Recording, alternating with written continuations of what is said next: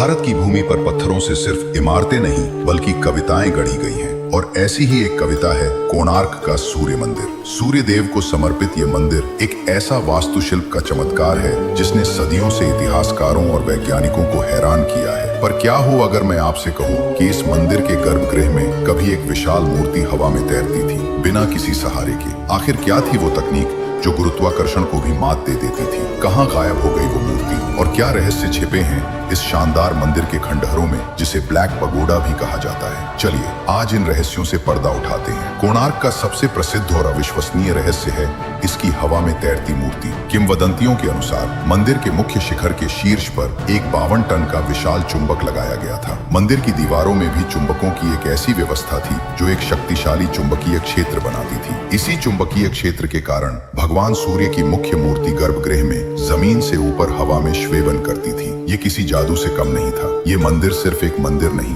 बल्कि पत्थर से बना एक विशाल कैलेंडर और घड़ी है। इसे सूर्य देव के रथ के रूप में डिजाइन किया गया है, जिसमें 12 जोड़ी पहिए साल के 12 महीने और 7 घोड़े सप्ताह के 7 दिन हैं। और इसका हर पहिया कोई साधारण पहिया नहीं बल्कि एक धूप घड़ी सनडायल है। पहिए की तीलियों पर पड़ती सूरज की परछाई से आज भी आप मिनट तक का सटीक समय बता सकते हैं। ये हमारे पूर्वजों के खगोलीय ज्ञान का एक जीता जागता प्रमाण है। आज हम जो मंदिर देखते हैं वह अधूरा है। इसका मुख्य शिखर जो कुतुब मीनार से भी ऊंचा था, सदियों पहले ढह गया। ये कैसे गिरा, ये आज भी एक बड़ा रहस्य है। कुछ कहते हैं कि इसकी नींव कमजोर थी, तो कुछ इतिहासकार आक्रमणकारी काला पहाड़ को इसका दोषी मानते हैं। पर सबसे प्रचलित कहानी ये है कि मंदिर के शक्तिशाली चुंबक के कारण समुद्री जहाजों के कंपास काम करना बंद कर देते थे। इसलिए पुर्तगाली नाविक उस मुख्य चुंबक को निकाल कर ले गए, जिससे मंदिर का संतुलन बिगड़ गया और वो ढह गया। कोणार्क का एक और रहस्य है इसकी दीवारों पर बनी कामुक मूर्तियां। अक्सर लोग सवाल करते हैं कि एक पवित्र मंदिर पर ऐसी नक्काशी क्यों की गई। इसके पीछे कई गहरे दर्शन छिपे हैं। कुछ विद्वान इसे तंत्र के प्रभाव से जोड़ते हैं, जहाँ काम को भी